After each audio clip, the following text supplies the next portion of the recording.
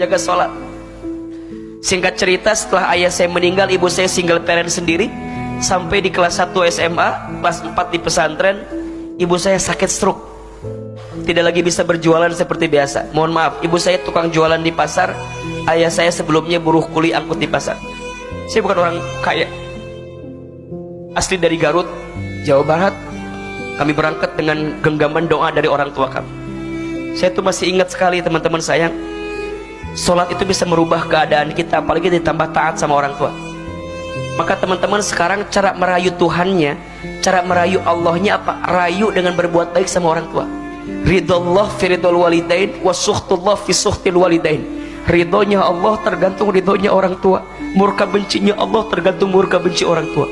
Mohon maaf lahir batin, boleh jadi hari ini teman-teman terhambat hidupnya, banyak persoalan datang dalam kesehariannya, karena boleh jadi ada goresan luka di hati orang tua kita, yang membuat Allah mungkin belum meridho dengan apa yang datang dalam hidup kita. Saya tuh masih ingat sekali, sejak kecil saya tuh nakalnya minta ampun. Nakal. Tetangga sering bilang gini ke ibu saya, "Ibu, ini si Hilman begini, begini, begini."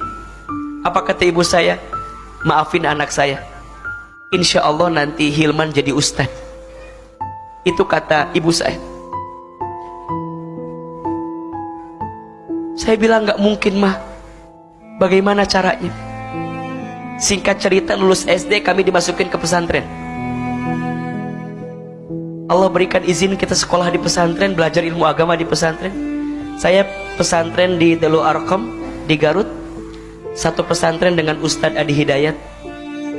Saya beda 4 tahun atau 5 tahun angkatannya dengan beliau. Saya adik kelasnya beliau di pesantren. Banyak doa-doa ibu saya yang dulu kami menyangka itu hanya sekedar ucapan, tapi sekarang jadi doa yang dikabulkan. Ibu saya itu sakit stroke. Kalau saya libur dari pesantren, saya pulang ke rumah, saya nyuapin ibu saya. Ibu saya itu kalau sarapan pagi-pagi suka nonton ceramah ustadz-ustadz di televisi. Satu kali ibu saya bilang begini, "Hilman, iya mah, nanti Hilman ceramah di TV ya, seperti ustadz-ustadz itu." Terus saya bilang, "Gak mungkin mah, kita orang kampung, kita orang desa.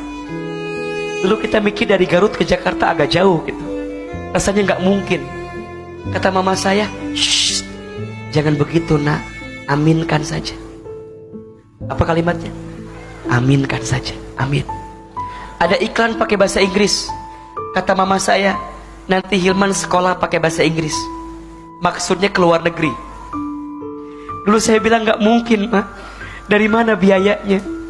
Kita orang yang gak punya." Kata mama saya, "Shh, jangan begitu nak, aminkan saja." Apa kalimatnya? Amin. Ibu kami pernah dapat sejadah gambarnya Ka'bah. Setelah beres sholat, beliau baca talbiyah, "Labbaik Allahumma labbaik, labbaik la syarika laka labbaik, innal hamda wa ni'mata laka wal mulk la syarika lak." Satu kali saya tanya, Mama tuh kenapa kalau setiap beres sholat suka baca talbiyah? Dipeluk badan saya, dicium kening saya, diusap kepala saya. Apa kata mama saya? "Hilman, mama itu ingin sekali berangkat ke Baitullah. Mama doakan ya, Hilman bisa bolak-balik ke Baitullah." Amin, amin, amin.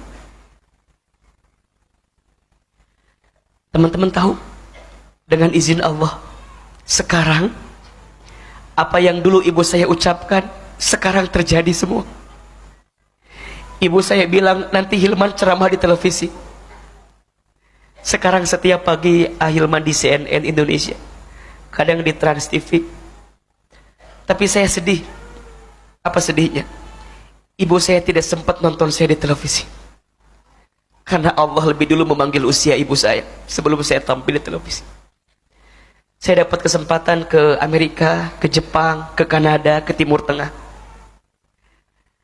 Sekolah saya dari S1 sampai sekarang S3 dengan izin Allah semuanya beasiswa. "Ustadz pinter ya?" Enggak, saya enggak pinter. Saya hanya beruntung aja. Beruntungnya kenapa? karena doa yang baik dari orang tua saya.